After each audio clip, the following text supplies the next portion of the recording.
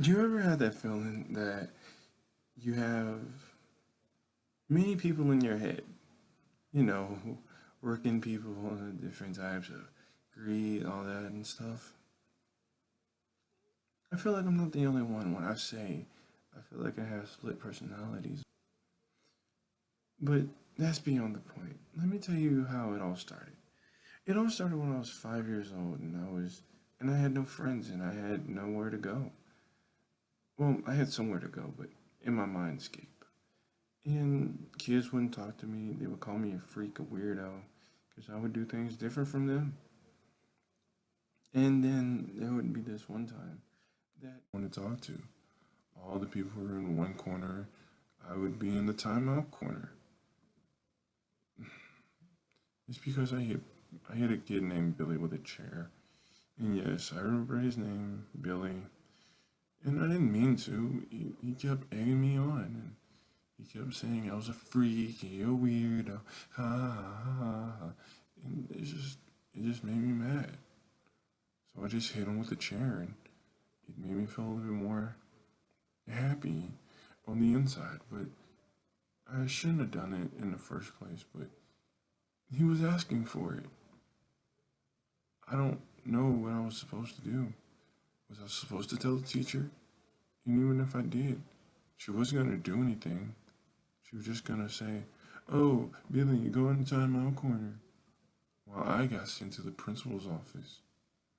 Yeah, I know, hitting somebody with a chair is bad, but it grew. But that was just the beginning of it. They told me to do it. And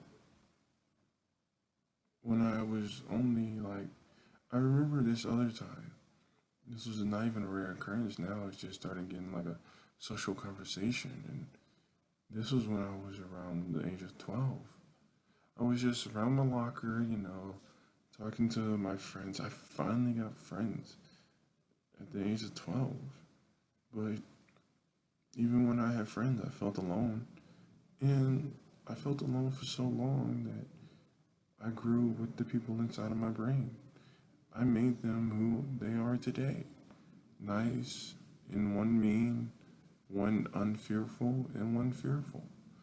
You know. But people would think, my friends would tell me to stop, but I couldn't. My family said stop, but I couldn't. And then there was one time that one of my personalities said, "Hey, you know what you should do? You should kill your family." I was like, "No, it's not a right thing to do." But they kept calling me freak and a weirdo. They even threw me down in the basement. Of course they did. Why would they? Who would want a freak like me? Who would want a person that talks to himself constantly? And it was more of a tick than anything that the fact that I felt like one of them was taking over.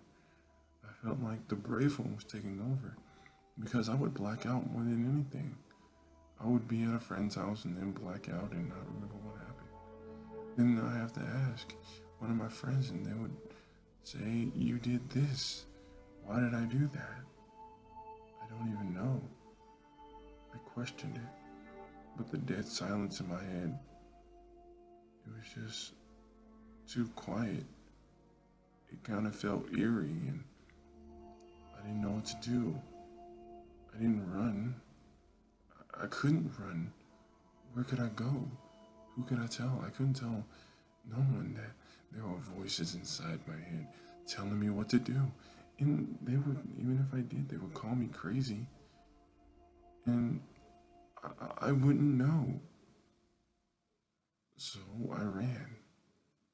And I ran. And I kept running. I had no family. I had no friends. I blacked out. I went up to the street corner. And there was this nice lady. Her name was Gertrude. Gertrude was a really nice woman, but for some reason, I would always black out now and then. I would see Gertrude, I wouldn't. Gertrude said I would do this, but I don't remember any of that. But There was one time Gertrude just said, "Hey, come in the car. I'll take you to my house, and we'll call the 911." So I went in the car and I went to her house, and I laid in the bed, went to sleep, and I woke up in the middle of the night. And I was awake, but I couldn't stop myself from doing what I was doing. I had a knife, and I don't know why. It was just Gertrude was sleeping in my room, and I couldn't stop myself. I was trying. I was trying to get back control. I was trying to get control of my own body, but I lost control of my own body. And then Mrs. Gertrude woke up. And all I remember was her screaming. And then waking up the next day with blood on my hands. It seems like I murdered Mrs. Gertrude. I didn't mean to. It was an accident. I told the cops. They didn't believe me. And of course they didn't believe me. Who would believe a kid who comes out of nowhere, has multiple personalities, and say, yeah, I didn't kill her with someone else, they wouldn't believe that even if I wanted them to. So of course I went to jail. And I blacked out again. This time it was permanent. All I was doing was just sitting back and watching. While the blood shed went on and on. Of course I couldn't do anything. So I sat back and watched my eyes roll to the back of my head while the others took over.